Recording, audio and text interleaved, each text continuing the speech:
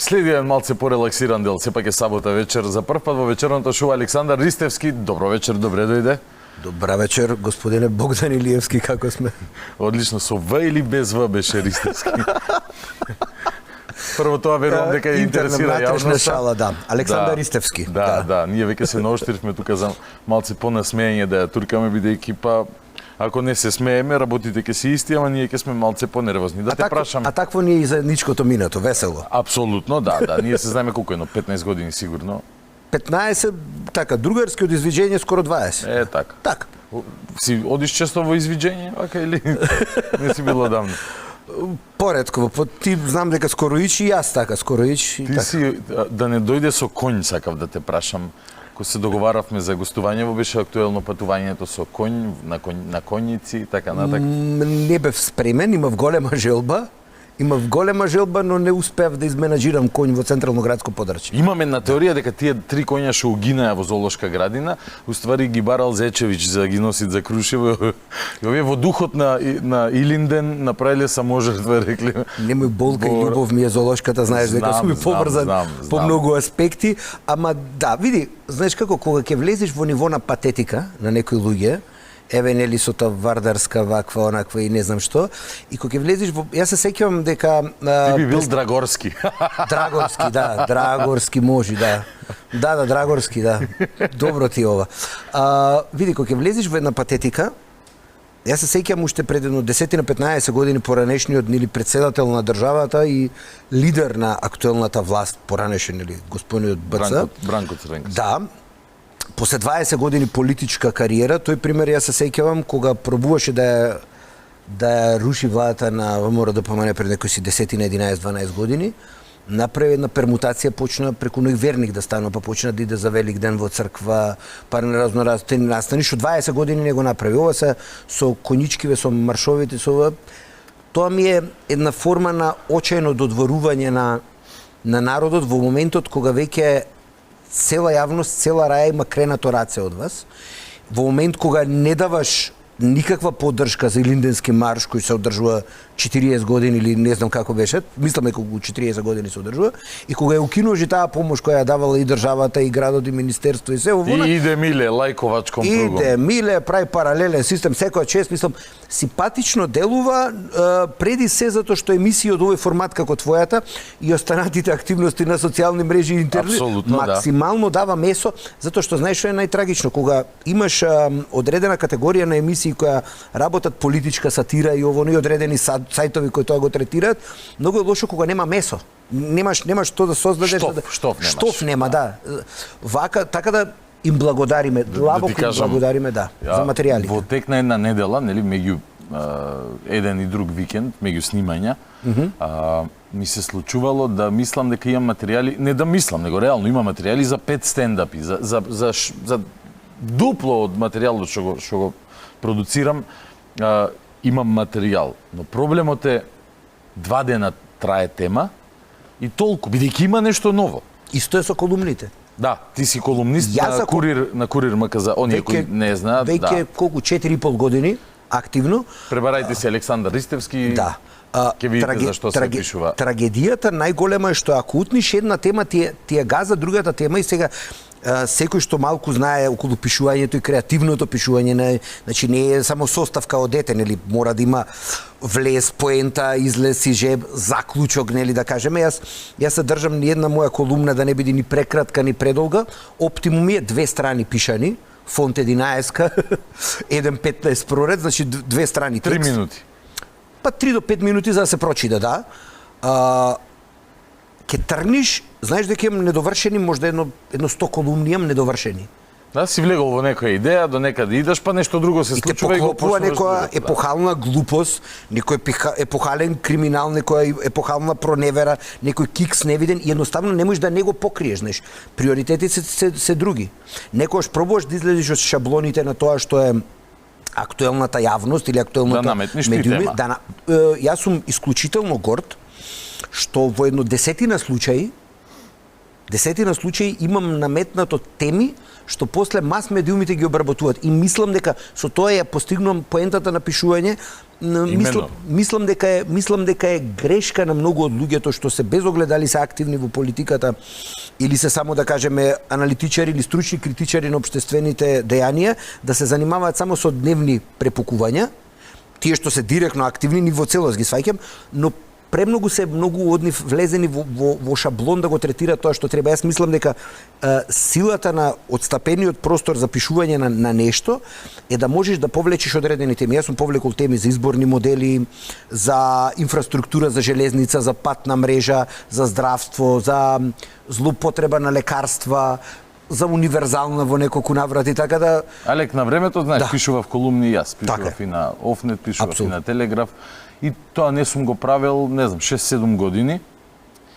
Последни истражувања, се зборуваме малку за новите навики на живот. Да. Attention span, односно времето, внимание на една работа, дори го земаш телефонот и скролаш вака, е од 2,8 до 8 секунди. И на едно земање на телефон, еден циклус, нели седиме сега, па го земаме телефонот, човек добива околу 500 информации. Сам да кажам, ти си од времето на блогерај. Ако некој помлад не гледа вечерва, не ни памти што е блогерај, не ни знае што е Да се живи и блогерај. здрави. Но беше блогерај, се појави интернет форумите, имаше дискусија, дебата таму. Што станува со сати луѓе. Така е. Дојде Фейсбук. Фейсбук почна да прави чуда. Се појави Твитер. Предизвик во кратка форма да се изразиш. Микроблогирање. Микроблогирање, па светски трендови, Јасминова револуција, не знам што Твитерџи, нели као статусен символ стана. Божем, со 5 клика и стануваш попаметен. Не се. После дојде Инстаграм. Значи се оди на друг формат, бидејќи секогаш и сега истражувањата истото го велат, сликата привлекува повеќе внимание него текстот. Од Инстаграм дојдовме на она TikTok. Се имаш и реверзибилен процес. Од TikTok и од Инста назад почна да се јавуваат содржини на Facebook, например, се појавија тие Reels. Значи, колку што е можно пократка содржина, да е видео и времето исто диктира да е глупост за да биде гледана, кликана, а гледања, кликови се манифестираат преку маркетинг агенции, во спонзори и така натака и така натака. А ти пишуваш колумни. Како изгледа тоа? Мислам, реално задоволен ли си од читачките навики на луѓето или си имаш така една стандардна публика која што те прати ради веќе, нели, 4 и кусур години е бајаги време да Во континуитет, да. да си ја изградиш таа публика. Ме разбираш? Апсолутно. Што ти Види, зборувам? сето ова ти што го кажа, Телевизијата истиот проблем го има. Млада публика нема на телевизија. Сето ова ти што го кажа е апсолутно точно до збор и јас го знам, меѓу другото нели и семејно, знаеш, поблиски членови се поврзани. Голем поздрав до Владко. Ете така. По неубавата половина. Ајде, ти си ми така, од браката. Поздрав, брат. Значи, иако сме и јас, нели, и ти, сите ние, и обкружувањето мое, твое и на луѓе кои се познаваме, сме детално запознаени со тие трендови сепак јас, како некаков си класичар, верувам дека колумната како пишан збор и како документ е своевидно сведоштво. Јас паралелно и колумните кои се објавуваат на порталот Курир ги реобјавувам и на Култура и на некои други места за да останат, затоа што неретко знаеш што се случува Да, архивата отиде и на пример, да. не постоиш веќе. Ете така.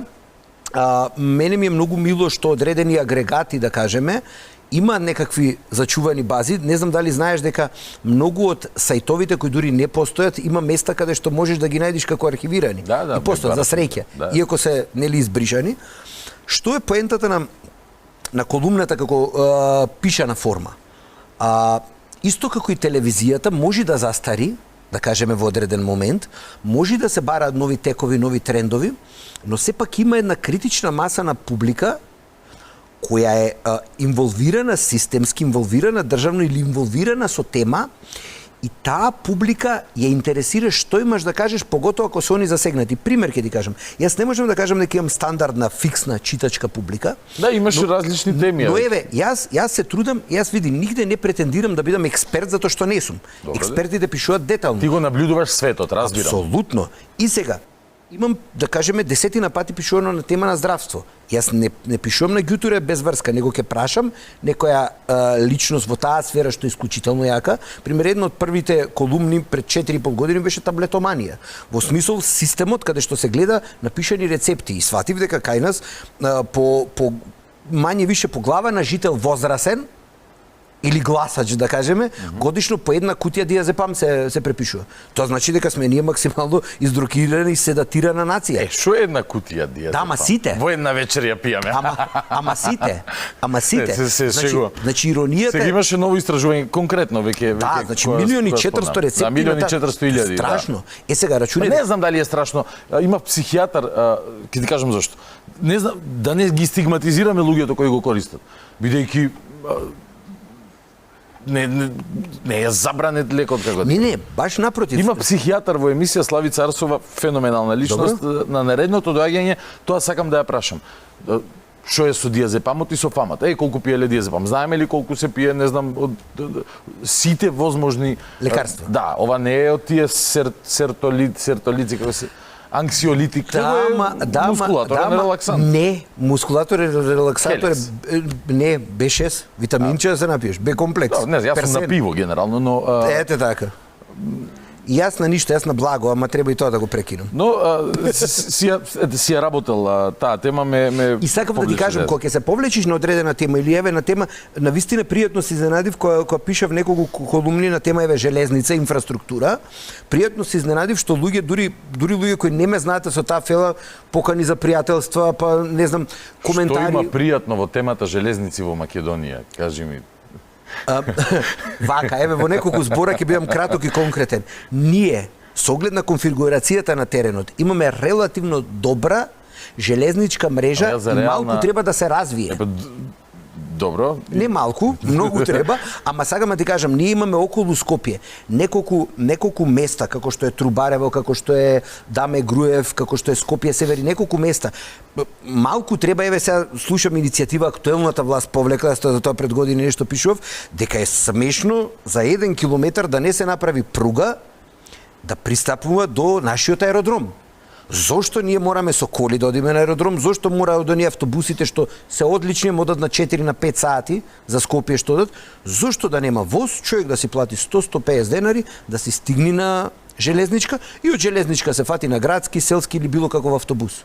Сегде во светот тоа го има. Како ти проаѓаат овие теми кои еве ти ги наметнуваш, бидејќи се интересни? Така, јас се шегувам железница, бидејќи е катастрофално генерална состојбата во македонски железници, но се луѓето во штрајк или прештрајк. Да. Но генерално супер е.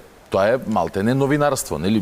Наоѓаш тема, ја наметнуваш, отвараш дебата, се зборува, даваш фокус светло на некаков проблем и одолеваш на предизвикот да се бавиш, на пример, оваа недела со Миле Зечевиќ и колку тој смешно изгледал обидувајќи се да се покаже како војвода, бидејќи имам неколку форми на сатира, неколку пати, кога душа не ми дала, морам да отидам јас малку во сатира, иако јас претендирам повеќе да отварам и јас некогаш тоа го правам.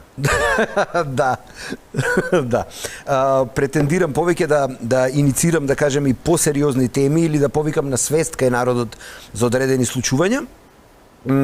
Но прашање колку ќе се повлечат или колку ќе се актуализираат, има и сето тоа колку, да кажеме, вие останатите поголемите, да кажеме, телевизиските медиуми, поголемите портали, самите редакции ќе се фатат на таа мамка, но уште повеќе влијание има колку глупости ќе се случат во државата. И понекогаш јас ти тврдам дека имам барем едно 10, да кажеме, теми пуштено кои или замреле или прошле слабо ради една работа, затоа што во државата се случуваат апсолутно глупости, значи се случуваат криминали, провеневери, тендери без врска, изјави зелени, незрели на луѓе кои очекуваш да ја водат државата, па тресат зелени од типот на председател на држава, председател на собрание, министри, и не можеш едноставно да се бориш со нивните глупости.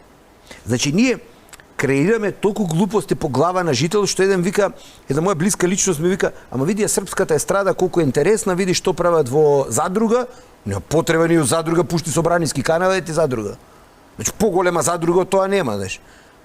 И сега види, во недостаток на таков ентертејмент, да кажеме забава, македонската млада популација е привлечена на тие светски и бивши југословенски простори. Ние всушност со дисфункционалната политика, ние политиката ја направивме, да кажеме, естрада која младите не ја интересира. И кај нас политиката стана социјален статус и нешто со што се занимаваат средновечните и старите. Јас младите воопшто не ги гледам инволвирани општествено-политички, може би не треба да бидат, но сега се тотално незаинтересирани. Незаинтересирани се затоа што креваат рака од општество и нормално имаш председател кој ти вика дека ако не е председател на држава, он би се иселил у странство. Ама сега вика дека сада да ги врати младите. Како ќе ги врати младите, господин Љубави? Треба да им даде прилика да бидат председатели по 2 сати во денот. Па може би тоа, или да ја спуштиме границата, да не треба 40 години за председател. Ама слушнав, па сега не одам nimalo параноја околу тоа кој кога ќе полнил 40 години, па дали ќе станел кандидат, а не знаеш. Не знам, не сум во тега. Да. Мислам, знам за таму роварење со Оливер Спасовски и така. Не параноја имало кој од опозицијата требало допрва да полни 40 години, па дали ќе го фателе, па дали имало шанса тој да биде кандидат и така. Добро, не е интересна тема во председателски избори во моментов кога имаме бајаги поинтересни. Например, едно од нив е, да не се држиме за појавите, туку за процесите. Викаш, во Србија се фокусирани и опчините со задруга и така. Да, апсолутно. Кај нас не се интересираат воопшто за политика, веројатно чувствувајќи дека не може ништо да сменат. Зборам за најголем дел. Он е до 30, да кажем. Од младината. Колку е здраво за едно општество да е состојбата таква, да не знам, ете во Србија да се главни звезди тие во задруга. Јас тоа задруга искрено неам гледано, не се фолирам, бидејќи просто не ме интересира. Како дете сум ги гледал тие, тоа сум јас, како се вика некој шоу. Да, нашиве. Нашите сум ги гледал, вака, ама веруваш или не, тебе поминал мерако тој воајерски. Тебе не те интересира, и мене не ме интересирало, доека блиска особа не ме фокусирала на таму да видам. Ти дали си свесен дека индустријата која се вика задруга, прво не ја гледаат во Србија, не ја гледаат на Балкан, ја гледаат цел свет. Дали знаеш дека за тоа што се случува во тоа реално шоу со години, таму тоа е цел град направен? Да, тоа. Дали знаеш дека за нив пишуваат медиуми на англиски, на германски, на шведски, на ова не е шоу? Ама што пишуваат? Знаеш дека тоа е сценирано? Скандали. Знаеш дека е сценирано, така? Апсолутно. Значи се режира. Ама на народот му интересно. Викаш на, не знам, Милка од задруга, Милка оди опција и имаш 100 евра, ова викат окей. Пикнете се под чаршав, имате 300 евра. Дали знаеш дека они го јадат терминот кој никој да не откривам тајни на магијата на телевизијата, ама така е. Испаѓа дека ние им правиме сега нив рекламу уште толку, али факт е една работа дека не, како феномен го наблюдувам, мислам, зашто е толку привлечно, освен во аерскиот дел. Па токму тоа, ама види, толку го збогатија, толку го зголемија и не заборавај дека благодарение на тоа шоу еден куп луѓе заработуваат. Ван нив. Ма, добро сега, како ти кажам, и во Северна Кореја еден куп луѓе заработуваат, па имаме што да кажеме за тоа општество таму. Јас оваа тема ја коментирам откажаност на севкупната популација дека има надеж нешто да се смени во државата. И сега удри бригу на веселје, ќе гледаме некој таму што се расправаат, си кубат коси, ќе навиваме. И човек што се занимава со таков чип воеризам, нема време да се посвети на темата за железницата. Зашто немаме 1 километар железница до аеродром, например. Нели зборувам за што е битна за сите нас. За сите нас. Пилето или кокошката, што е тука постара? Можно ли е па и некој да стимулира таква атмосфера, односно, не знам, еве па и во глобални трендови, TikTok. Може да го анализираме исто по тој начин. Не само како може кинески TikTokот како феномен е многу интересен, програм кој што американците се плашат од него. Треба да се плашат ради една работа, затоа што развиеноста на тој кинески алгоритам кој е гениален, вели една работа, секој пат му пушта на тој во таа држава, тоа во зависност на неговите, да кажеме, потреби, желби или желба за пропаганда. Сите луѓе што гледале во Азија TikTok викаат многу е креативно, таму вика задачи по математика, ово, доека развратот и сето на дивјантно многу повеќе овде го има. И не е само податоците што ги има, што ги влече од секој корисник, буквално ако има во Америка TikTok 30-50 милиони корисници, ти имаат малтене огромна база на податоци за тие луѓе, туку да може и да им пласираат. Ете така. Види, прашањето на комуникациите на мрежите обичниот народ не го применува. Еве ќе ти кажам една работа. Мрежите кој ги промовираше секогаш од запад, така? И 2G, и 3G, и 4G. Кој требаше Добро. да вгради 5G? Huawei. И настана огромна војна по тоа прашање. Да, проблем, голем проблем. Така? Да, така. Глобален, светски. Добро, ја знаеме современата демократија. Демократски она што ние ќе кажеме дека е демократски, на пример, Чива треба да биде чешмата. во Македонија недемократски е, антидржавно, антидемократски, антицивилизацијски, ти да речеш, ама чекај бе, добро, супер е Америка, Британија, сега планетава дај да видиме цела, може да имате некоја друга точка на овој каменов на кој што лебдиме околу. Ти си руски бот. Да, веројатно. И јас испаѓа. Види, знаеш што е Тоа е иронијата. Иронијата на Дека ние ставање. сме за демократија, но ти не смееш да помислиш дека постои друг свет освен овој кој што ти го промовираме за најдобар. Ние имаме проблем со слуги. А слугите секогаш историјата, секогаш знаеш како викаат, Не мора за Џабир Дерала сега веднаш да... Добро, како сакаш. да е само тој би било многу полесно во општеството. Проблемот каде настанува? Слугите забораваат една многу битна работа, велат тој што не го знае минатото, имам проблем во сегашност и нема иднина. Сите тие што се слуги на некого, не збориме само на Не, добро. САД или некој било кој западен играч или било Сад кој. или никад, да.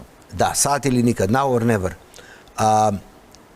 Слугите се земаат, се ставаат во функција, им се дава се и се што. И после тоалет папир, И како добро. искористен тоалет папир или презерватив, Шарен кондом, да. се фрлаат нормално во WC шолја или во ѓубре. И тоа несваќање на тој тип на луѓе после ќе дојде до ниво на плачење, нели, играчка плачка, а секој пат големиот играч, кога ќе налета на достоинствен човек, на човек со свој образ, со свој јас, со свое достоинство, не е среќен со него, затоа што нели овој не му доволува, но го почитува. но го почитува и знае дека на еднакво ниво, на еднаква рамка, иако е тој од повисоко, ти од пониско, дека знае дека ако преговари и ако се договори за нешто е завршена работата и дека тоа е тоа. И секогаш ќе те почитува. Додека купениот играч го користиш додека има функционална вредност. Во моментот кога нема, тој одима и филм нели со Том Круз Колатерал, се ви каже. Епа колатералната штета полека но сигурно се случува. И мене на вистина не ми е јасно Тој тренинг зашто започнува во семејството, веројатно. Не може ти не се формира с менталитет на слуга на друго место. ти си дете од Охрид, јас сум нели по фамилија Прилеп? по потекло битолчанец, не ме ги Се зезам, бе, добро. Битолчанец, да, се смееме за оваа тема. Во Битол Зато си Драгорски, иначе ќе беше поинаку. Да. Тоа е на пратеникот од власта Талевски, Да, бета, да, Миле Таму Талевски, беше интересен муаветот, да. Има една фраза, овите средни некој што не те знае, ти вика чии си ведете. Значи, бекграундот или позадината на еден човек не целосно го определува и детерминира човекот, но доволно говори. Така да ако те знаат чиво дете си, кој ти е татко, кој ти е мајка, кој ти е баба, кој ти е дедо, во помалите градови или помалите средини дава доволна основа за некакво, да кажеме... Добро, а помалите средини се празнати, сега во оваа големо тесто скопско во кое што Сите функционираме. Сите функционираме, да. Јас не знам, немам впечаток дека културата на слугување, иако е промовирана ептен на јавна сцена од премиерот, бившиот премиер, председателот и така натака, на пример, нели зборувавме кои се најголеми звезди во Македонија, така е, откако Тоше замина, има пример пеачи, има актери, меѓутоа тук таму има, да. За жал се бројат на прсти на една рака. Главните звезди се политичарите. Главните звезди се во политика. И тоа главно лошите. Општество презаситено со политика, меѓутоа реално и времето во кое што живееме, она што ни се случува како држава, до некаде го оправдува тоа, како да ти кажам. Види, најтешко е да го нападнеш народот. Најтешко е да го нападнеш. Не, пример, кажувам, сега и моја анализа. Јас сум дел од тој народ. Од народот, така е. Најлошо е да го нападнеш народот, најлошо е да префрлиш сепа на една категорија политичари, но јас како човек кој израснал добар дел во Скопје, во Топанско поле и во Чаир, во тој дел од градот, озлогласениот или Што би рекле бугарите, најопасниот дел. најопасниот, да, најопасниот. 4000 пати таму, па не. Например, не сум се во осетил. тој дел од градот, пример, се развива многу лошо задниве 20 години.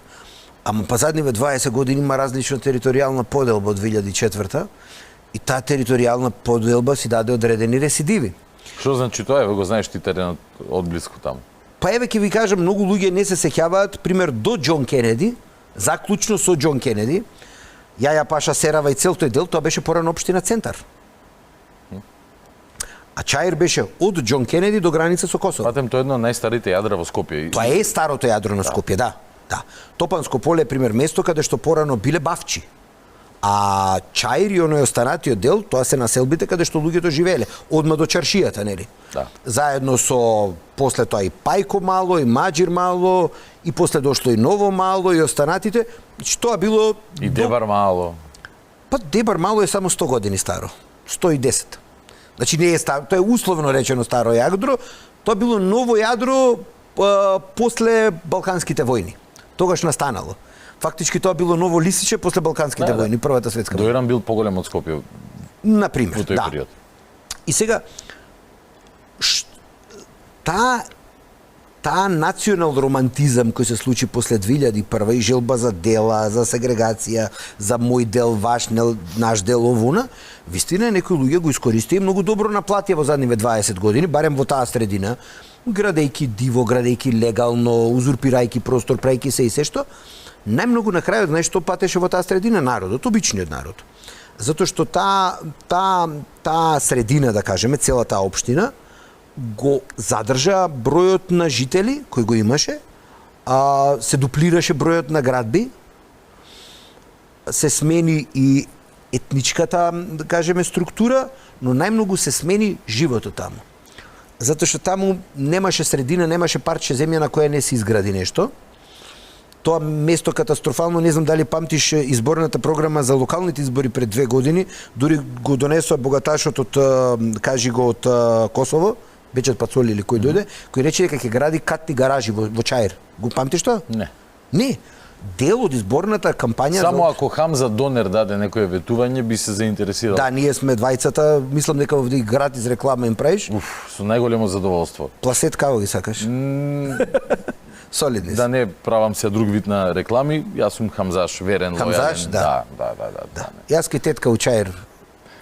Добро, вие Сакам си ми погаѓи вие стари ве Скопјани сте Да. таму. Но еве во Да. Чаир. Како И и се, да е. на што се должи тоа? Луѓето се фасцинираат да ги врземе Да. муабетите на локалните шерифи. Зашто тие луѓе добиваат? Сега јас се правам нели од Мара, само еве конкретно за Чаир ме не е интересира. фасцинацијата од шерифите, колку што е фасцинацијата од отуѓено со државата.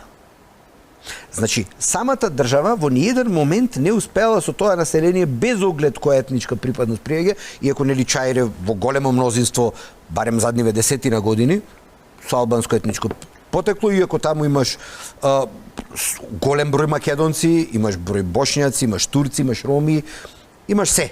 Значи, Чаир е Македонија во мало. Најголемиот проблем во Чаир е што самата градска власт, која и да била, и самата држава, не најде стратегија како ќе се справи со тој дел од градот, не изнајде урбанистички решенија и Што има за планирање. справување? Чекај, извини сега. Еве вака што да прост се пример ќе ти справи? кажам. Еве прост пример ќе ти кажам. Ти за да стигнеш пример Не треба градот да стави полицајци и наместо да има бетонски ѕид за не поминуваат улица на полна лента, да има еден жацо кој што ќе пишува казни.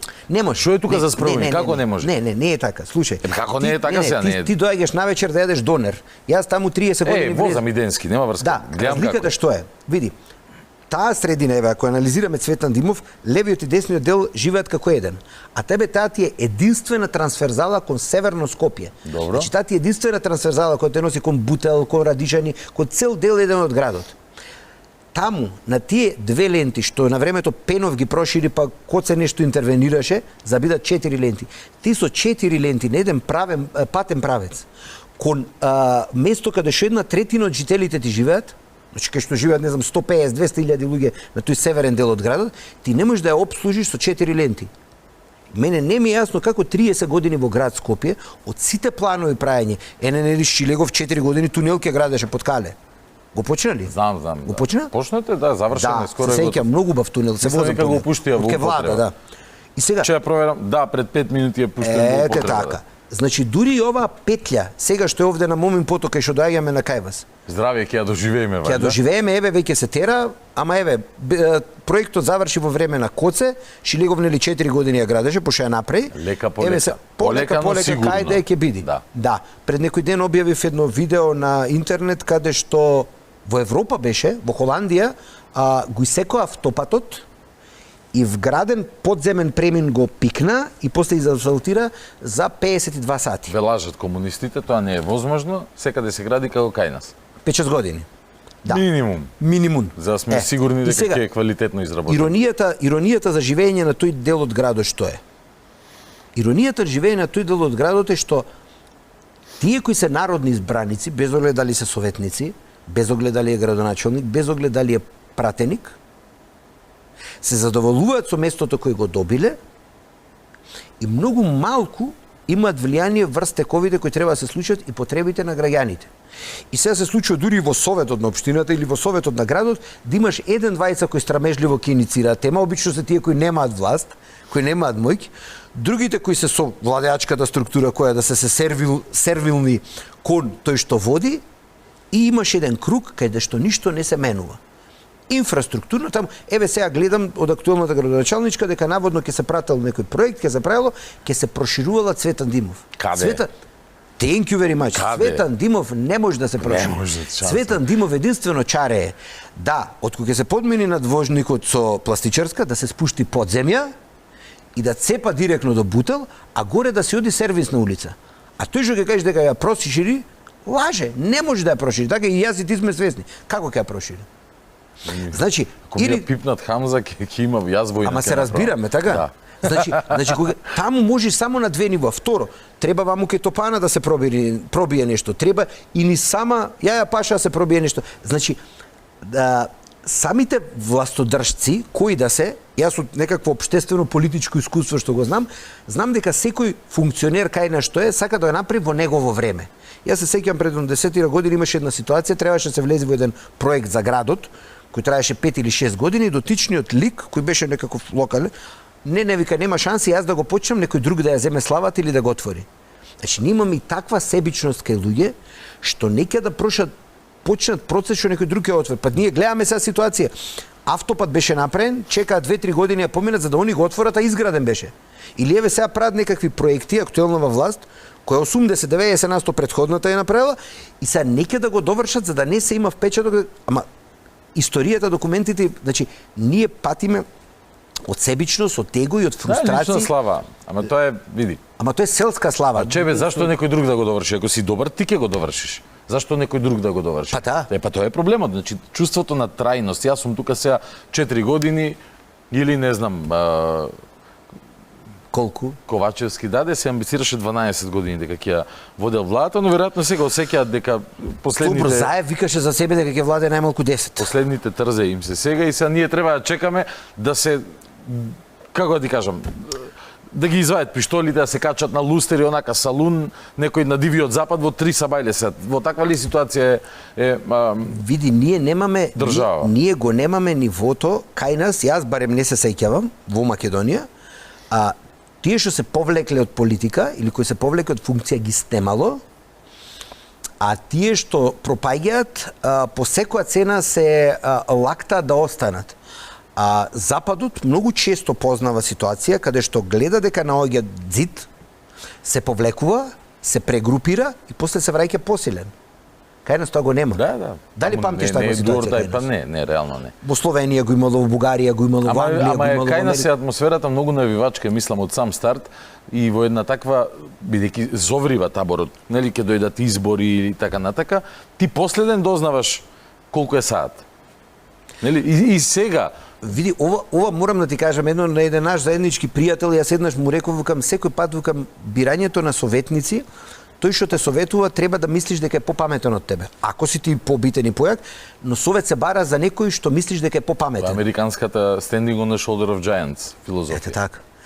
А кај нас обично ние се обкружуваме со полтрони. Разбирам шефе така, шефе најдобар си, најубав си. Знам што кажеш, да. И дека фактички токму затоа последен ќе дознае овој капетанот на бродот дека лагер отпловила. Да. Како ти си човек кој што многу активно го обсервираш, нели, животот и светот. Еве овој краток муабет е доказ. Оние кои не знаат, ти си етнолог по професија. Етнолог, антрополог, да. Како се справуваш со сите теми што ти ги нуди татковината вака? Тешко оптеретуваат, оние најблиските и саканите обично ме критикуваат затоа што неретко... И досадуваш цело време со муабети? Па да, дури мора да прилика да им се извини, затоа ти прашам. Јас би сакал на мојата сакана, на најблиските и на татко ми, мајка ми, тие кои ме обкружуваат, да им се извинам што неретко ги оптеретувам со теми кои апсолутно нив не ги интересираат, а јас мислам дека се исклучително битни. Сигурно се. Да, тоа е прашање на мојата совест, затоа што јас мислам дека ако не ги обсервираме сите, ако не ги расширам и ако не допрам до луѓето на одредени теми, дури јас се чувствувам неубаво, да кажеме. И знаеш што ми е најголема храна, што е најубавото? Значи најблиските, еве што викаш, и јас и ти ги оптеретуваме. Знаеш ли што е убавина? Јас голем поздрав, вечерва мислам дека ќе ги изненадам луѓето со реакцијава. Јас задниве 2 викенда по збирни околности бев во Охрид. Бев на една свадба и на една крштевка на блиски мои роднини, така беше поврзана ситуацијата. Јас би сакал да ги поздравам луѓето од фамилијата на сватот од Охрид, кои ми придоа, кои не ги познавав и ми честита за моите јавни настапи, за моите, да кажеме, артикулирање на моите ставови и бев пријатно изненаден од луѓе кои не ги познавам, дека ме следеле, дека го прателе тоа што го правам и уште една работа, голем поздрав до севкупното население, поготово жителите на Скопје ради една работа, затоа што јас и покрај свое возило кое користам или пешачење, јас неретко знам да бидам дел од градскиот превоз. Младите не сум пејач, нели не сум било што да ме знаат млади и не ни претендирам таму, но сум пријатно изненаден кога ќе видам луѓе повозрастни и пензионерите се најдиректни. И кој ќе ми се обрата, дури некојаш сум збунет, знаеш, мислам да не е некој пријател или роднина или на татко ми, мајка ми познаник, знае тотално во теке. Обични луѓе да те сретнат, да ти се обрата, да ти кажат поголем комплимент за мене, од тоа нема, навистина сум воодушевен и им благодарам на сите тие што еве следат мои настапи и по дебатни емисии и секаде каде што си имам појавено, поготово задниве 5 години. Немам проблем, не го чувствувам тоа као ниво на слава, него го чувствувам као ниво на почитување за сето она што го работам. За сето она што се трудам да го повлечам, да го иницирам, затоа што јас сериозно сум загрижен што се случува со оваа држава. Кај мене не проаѓаат оние приказни дека ќе не внесат во Европска унија за 5 години или дека стандардот ќе се кренел. Тоа е нов тест на интелигенција. Не, вака, јас нафта не пијам, значи може некои по-скромни, по наивни луѓе да ги прелажат за некои работи, ама ова што ни се форсира медиумски, еве, гледаш денес министерот ни црташе на табла, понижувачки за народот, тоа нема. Мислам, секоја чест на тие што го советуваат тоа да го прави, али мислам дека одредени работи кои се аплицираат во некои земји, кај што народот е вака релативно поглуп, да се примени кон народот во Македонија е стварно подценување на интелигенција. Значи не третираат кои идиоти. Јас мислам дека кога се ангажираат PR стратегии, PR планери, дека не треба странски држави да се ангажираат, затоа што тие странци многу често не ги знаат карактеристиките на народот во Македонија и мислам дека е многу подценувачки, навредувачки и така, да не третираат кои идиоти. Знаеш дека во маркетингот има едно правило таму, дека треба да ја објасниш ти приказната за 8 оделенец да те разбере. Овие така некако гледаат, мислат дека сите луѓе во Македонија се 8 оделенци, бидејќи се сменил едниот дворски шут, сега имаме нов дворски шут и тие мислат дека веројатно и сите луѓе се смениле. Дека тоа е просекот. Не, дека и сите луѓе се смениле, дека нема колективна меморија ова земја. Не памтиме ние 2017 кога со Бугарија се договараа, кога сите им вика немојте, не вика супер, уживајте, ги решивме проблемите, завршивме работа. И 7 години подоцна, пак истата приказна. Еј, уживајте, завршуваме работа, само ова, ништо влакно нема да и фали на Македонија. одиме Сатот ќе напред, освртиме. одиме напред, Сатот. Немојте назад, идете напред. Мед, млеко, одиме напред. Одиме така напред. Е, да. И за ти ќе слушаш одиме напред 100 години, речеш чекај бе малце, за будала ли ме не ме сметаш? Јас од прилично мал, значи јас се смеев кај една колешка ваша во оваа телевизија пред 5 години и кажувам викам дали знаеш 98 2001 викам многу млада сум била тогаш, а годиште бевме, добро викам прифаќам и јас бев млад, ама јас пратам од тогаш, така да не треба некој да ми ги каже работите, се сеќавам на нив, ако сум бил средношколец или студент, се сеќавам на одредени работи. Нас во периодот 98-99 имавме нени воен конфликт, проблем, па предходно со Косово, се извршта. 2002-2003 кога подпишаме договор за стабилизација и асоциација, нас ни велеа 2020. Доека не дојде еден посуров човек и рече вика не фантазирајте ништо пред 2035-та. Се ти во 2003-та некој ти каже 2035-та, значи малце вака ти кажеш добро. Море ќе се изнаживеам. И еден другиот вика ма 2000 и се политичката елита тоаш 2003-та што дојде. Знаеш што викаше? Ние имаме шанса 2012-2015. Секојаш ти дава краток рок, знае дека не може да го оствари, ама него го занима да те излаже во моментот. Остани до тогаш. Да те излаже во моментот, да ти даде некој реално. И сега 2012-2015 да влезе, Хрватска влезе. Хрватска беше зад нас и во процесот и во се. Второ, преговори ќе почнат. Ние нели станаме под наводници заробена држава. Јас не се сеќам на вистина дека сме биле заробена држава. Јас се сеќавам една работа дека се врати националната гордост и националната сила на македонскиот народ, дека се среди градот, дека се градеше Охрид, се градеше Битола, се градеше цела држава, ама ете сме биле. Еве јас прифаќам дека грешам, можеби грешам. Да. Еве имало бе репресија, нели? Добро, таа заробена држава види, ја спомнав 17-та и 23-та. Памтиш ли во 17-та два настани што се случија на спортски план? Играа Суперкуп на Европа, играше во Скопје, Вардар беше европски првак. Реал Мадрид, Манчестер Юнајтед во Скопје. Така, и Вардар беше европски првак во ракомет. Тоа не е заслуга на ниту еден политичар. Ама тие дојдоа 2017 актуелни. Амбиентот, да. Однив. Амбиентот општествен, условите што ти ги создаваш за вложување и така натака, си ја играат својата улога. Откако се ослободи држава, нели, откако се одзароби, нели, тргна. Да, тргна работата. Во учери во спортот почна да даваат.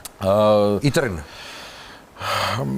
Наредното гледање ќе ни е баја ги подолго, вечера сме малце ограничени со време. Ти реков дека кратко ќе не биде.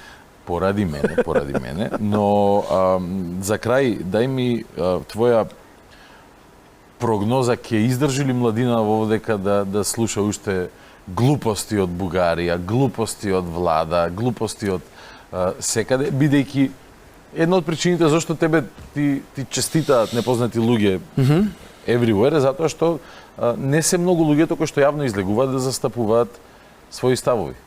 Поготово некаква помлада или средна генерација. А па младата генерација не викам јас обесхрабрена да го прави тоа, него или не ја занима или влегува во или влегува во друг мод на сега ќе и го употребува бунтот, го канализира на друго место. Види, таа млада генерација кон која политичарите ќе пробаат да таргетираат, таа е исклучително и битна и потентна и таа иднината на државата. Она генерација до 30 години, таа се помалку е заинтересирана да работи државно. Речи си ичне, со самото тоа што никој не се запишува да учи македонски јазик, шака луѓе се запишуваат, со самото тоа што никој не ќе студира математика и физика, ние нема да имаме наставници, да знаете, затоа што порано ги оценуваа за да ги вработат во школи, за да бидат наставници, сегде во свет се молат наставници, кај нас беше случај на притисок. Секој што е поинтелигентен не ќе студира физика, студира информатика, студира било што или на крајот на криштата не студира. На крајот на криштата оди и работи на страна.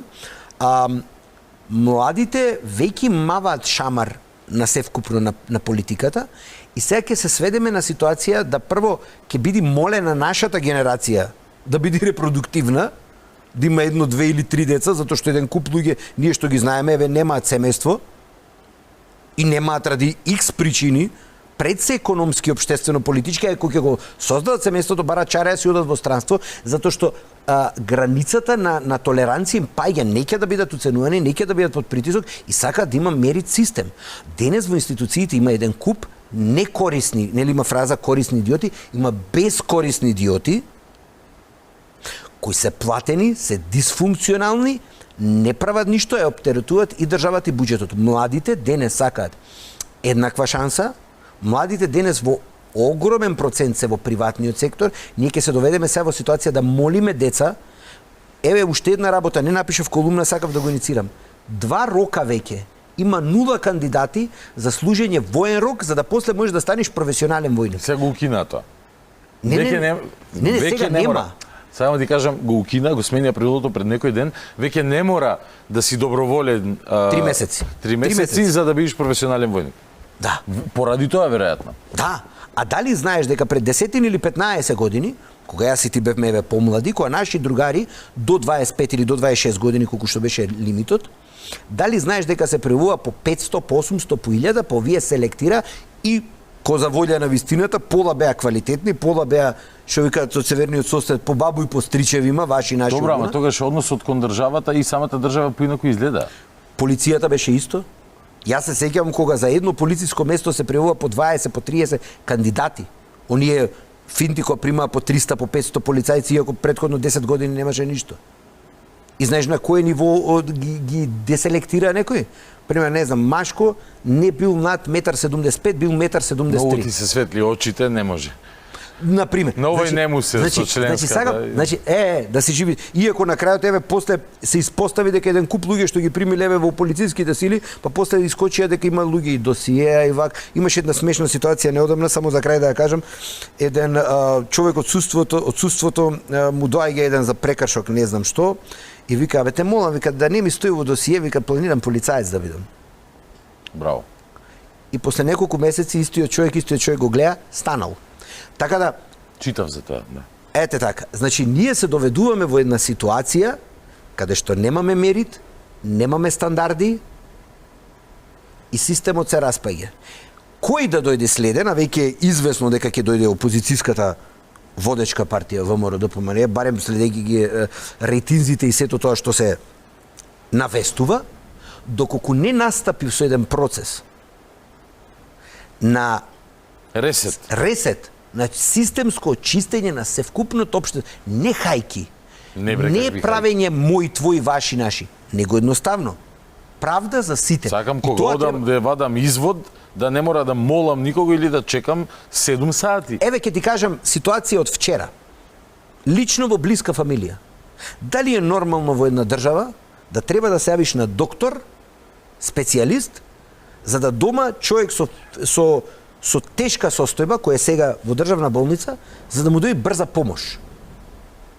Дали е тоа нормално? Јас знам дека немаат возила, јас знам дека немаат луѓе, но ти му објаснуваш на телефон во детал состојбата, ситуацијата, и ој ти вика: "Снајди се, дојдете некако." И ти треба да фатиш врска за да брза помош го однеси човекот да се лекува во тешка физичка состојба. Дали е тоа нормално? Затоа луѓе со високи плати заминуваат од Македонија бидејќи не сакаат да живеат во таков амбиент. И на крајот министерот за здравство, како се викаше? Не знам како се викаше, нон-стоп, да, сега. Вели, знаеш што вели? Дека народот не пријавува. Па ако народот пријави, дури тогаш нема да добие услуга. Тој што е сиромашен, тој не може да оди во приватните болници. Тој ако пријави, дури тогаш нема да биде. Нека не се фолира многу министерот за здравство, тоа би му порачал. Наредниот пат да зборуваме повеќе за можни решенија. Да. За можни решенија. А треба некојаш и за спорт и за култура, двајцата сме јаки тука. Досадно. Ти за спорт поготово ти си. Досадно. Тоа во извиđење кога ќе одиме. Александар Истевски, Алек, фала ти многу за вечерашново гостување, кратко, сладко, ефективно. Верувам дека така ја релаксиравме малце саботната вечер за сите што останаа со нас. Fancy underground. До самиот крај. Така е, така е. Тој Fancy underground. Го памтиш тоа? Звучи како име на берберскиот салон во кој што одиме јас и ти. Фала ви вашето останавте до овие ситни сати заедно со нас. Се гледаме следниот петок од 22:30, до тогаш стандардна процедура. Гледајте, слушајте, размислувајте, анализирајте, излекувајте сопствени заклучоци и сабота навечер, луѓе, насмејте се. Добранак Македонијо, главата горе.